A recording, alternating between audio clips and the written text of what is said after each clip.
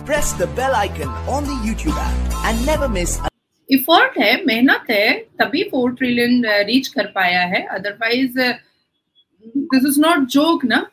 4 trillion reach करना एक joke की बात तो नहीं है।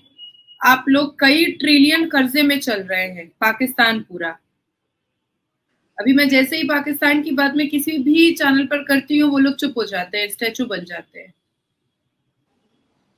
तो 4 ट्रिलियन रीच किया है, उसके लिए बहुत मेहनत लगी है, उसके लिए बहुत एफर्ट किया है। भारत के प्रधानमंत्री ने पिछले 9 साल में 9 सेकंड की भी छुट्टी नहीं ली है। उन्होंने भारत को एक कांग्रेस ने बदनुमा खंडर छोड़ा था, आज मोदी जी ने उसको सजा सवार करके एक खूबसूरत महल बनाया है भारत को। तो ये उनकी मेहनत का नतीजा है और उनके नेतृत्व में जो उनका जो पूरा कैबिनेट काम कर रहा है, वो अपने अपने लक्ष्य पर फोकस रखा हुआ है। अब बात आ रही है कि सभी को जय हिंद दोस्तों, आप सभी का हार्दिक स्वागत है जय हिंद रिएक्शंस पे। तो आज की लेटेस्ट और इंटरेस्टिंग वीडियो में आप देखेंगे भारत की बेटी और सुप्रीम कोर्ट की वकील नाज़िया इलाही खान जी का बड़ा ही दमदार इंटरव्यू इंडियन इकोनॉमी के ऊपर। तो ये वीडियो बहुत ही जबरदस्त होगी, बहुत मजा आएगा और बहुत कुछ नया जानने को मिलेगा। तो इसे अंत तक देखें और चैनल पे नए हैं तो चैनल को सब्सक्राइब कर दें ताकि हम आपके लिए लेटेस्ट और इन्फॉर्मेटिव वीडियोस लाते रहें। जय हिंद, जय भारत। डेफिनेटली कोविड-19 पैंडेमिक सिचुएशन पर इस दुनिया में जितने भी देश हैं उनको रिकवर होने में बहुत समय लगा और कई ऐसे देश हैं जो अब तक रिकवर नहीं हो पाए हैं। मैं अभी आपके पगलिस्तान की बात नहीं कर रही हूँ, वो तो अब 10% बचा है कब्रिस्तान होने के लिए। बाकी देशों के बारे में मैं बात कर रही हूँ कि बहुत सारे ऐसे देश हैं जो कोविड-19 पैंडेमिक के बाद अब तक रिकवर नहीं हो पाए हैं। लेकिन ये तो मेहनत थी ना भारत के प्रधानमंत्री श्री नरेंद्र दामोदर दास मोदी जी की, जो उन्होंने सिर्फ भारत को रिकवर नहीं किया बल्कि अपने बायलैटरल और ट्रेड रिलेशन को भी और खूबसूरत बनाया है और बड़ा किया है। India benchmark NSE Nifty 550 index jumped 2.1% on March, leading gains in Asia. तो ये सारे रिपोर्ट तो हम हवाबाजी नहीं है, हमारे मुंह से निकले हुए नहीं है, ये तो रिपोर्ट आ रही है और यहाँ से ही सिर्फ नहीं आ रही है, बाहर से भी आ रही है। India stock market valuation reach 4 trillion for the first time, और वहीं पर आप लोग I think 89 trillion, if I am not wrong. आप लोग तो बोलिएगा नहीं और हाँ में हाँ भी नहीं कीजिएगा या उसको करेक्शन भी नहीं कीजिएगा। मोर और लेस 89 ट्रिलियन आप लोग कर्जे में हैं, और अगर आप लोगों ने कर्ज वापस नहीं किया तो उस पर भी आपको परिणाम जो है पाकिस्तान को वो बहुत बुरा मिलने वाला है, बहुत बुरा परिणाम मिलने वाला है। अब आप लोग परेशान हो रहे हैं, आपकी सरकार जो है वो काकर जो केयर टेकर प्राइम मिनिस्टर है वो कड़कड़ा करके वो सब जगह भीख मांग रहा है। पहले नवाज शरीफ ने मांगा, उससे पहले इमरान खान ने मांगा, उससे शहबाज शरीफ ने मांगा, अब कड़कड़ा करके काकड़ मांग रहा है, पर भीख भी नहीं मिल रही है।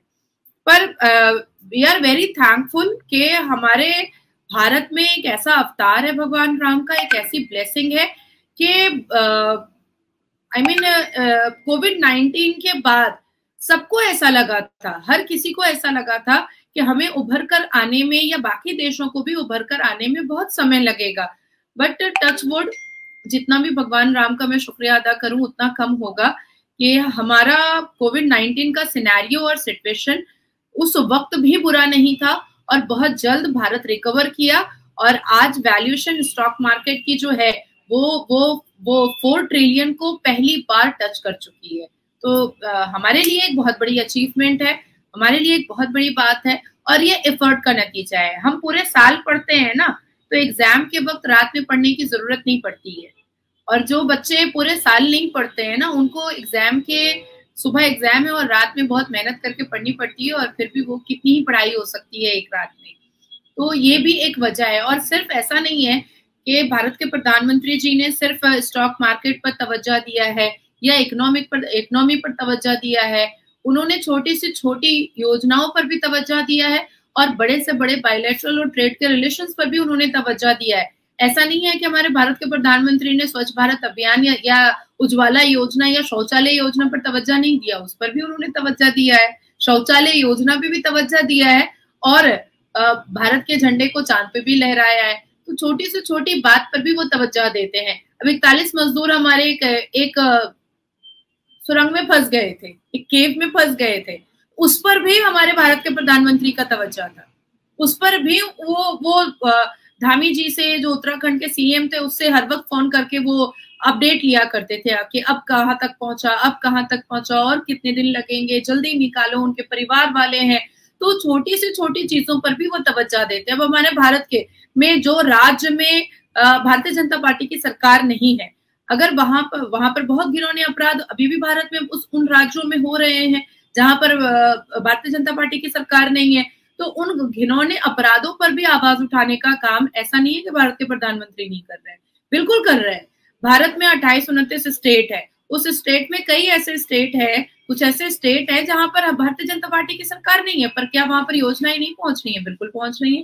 क्या वहां पर सेंट्रल गवर्नमेंट और भारत की सरकार की योजनाओं का लाभ वहां के लोग नहीं उठा रहे? बिल्कुल उठा रहे हैं, हर हाल में उठा रहे हैं। मुद्रा योजना का लाभ पूरे भारत ने उठाया है। तो 4-5 ऐसे राज्य है जहां पर भारत के प्रधानमंत्री की सरकार नहीं है।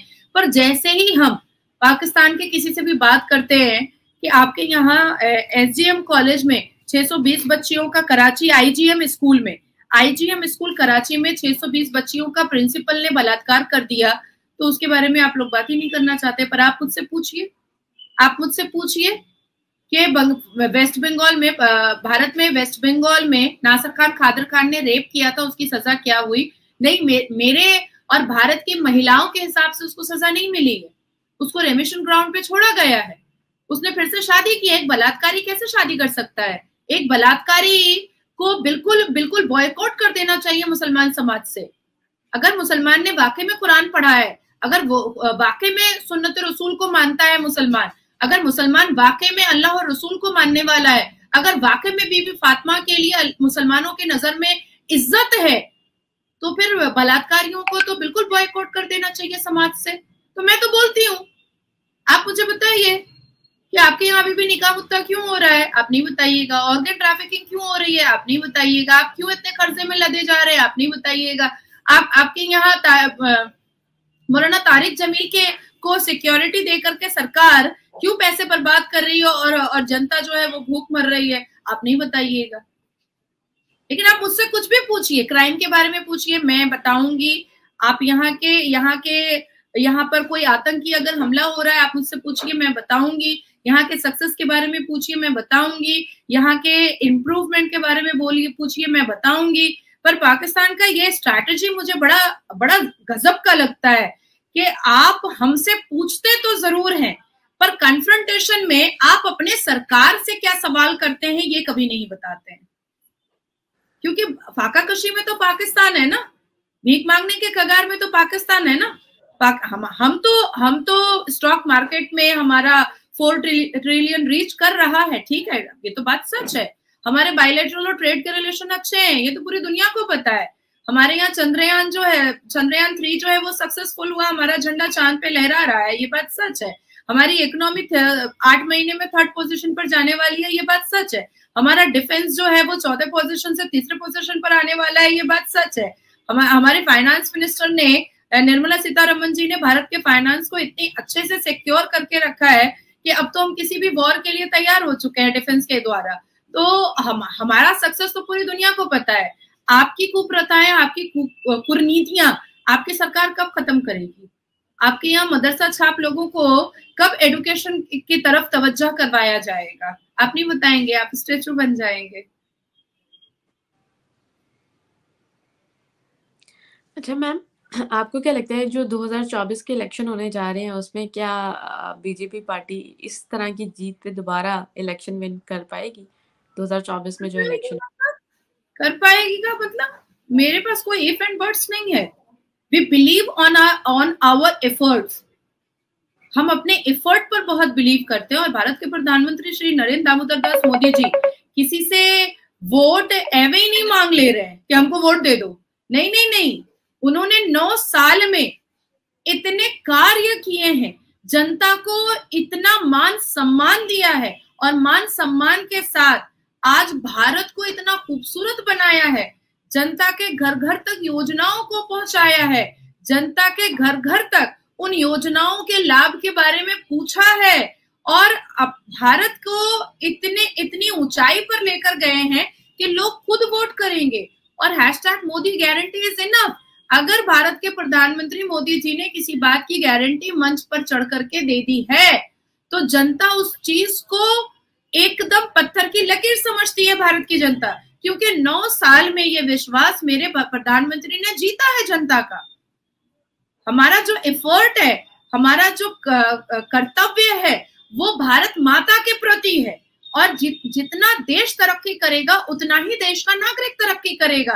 तो ये बात बताने वाला कौन है? ये बात बताने वाले तो हमारे भारत के प्रधानमंत्री हैं ना, उन्होंने हमें बताया। दोस्तों, आशा करता हूँ कि वीडियो को आपने अंत तक देखा होगा और हमेशा की तरह नाज़िया इलाही खान जी का बेबाक और दमदार इंटरव्यू और उनके व्यूज आपको काफी पसंद आए होंगे, जिसमें उन्होंने बात की है भारत की इकोनॉमी की। जैसे कि हम जानते हैं कि इंडिया की जीडीपी $4 ट्रिलियन को क्रॉस कर चुकी है और ऑलरेडी भारत दुनिया की 5वें नंबर की सबसे बड़ी इकोनॉमी है, और जल्दी बड़ी बड़ी रिपोर्ट्स ये कह रही हैं कि भारत जल्दी तीसरे नंबर पे आ जाएगा, यानी कि अमेरिका और चाइना के बाद भारत का तीसरा नंबर होगा।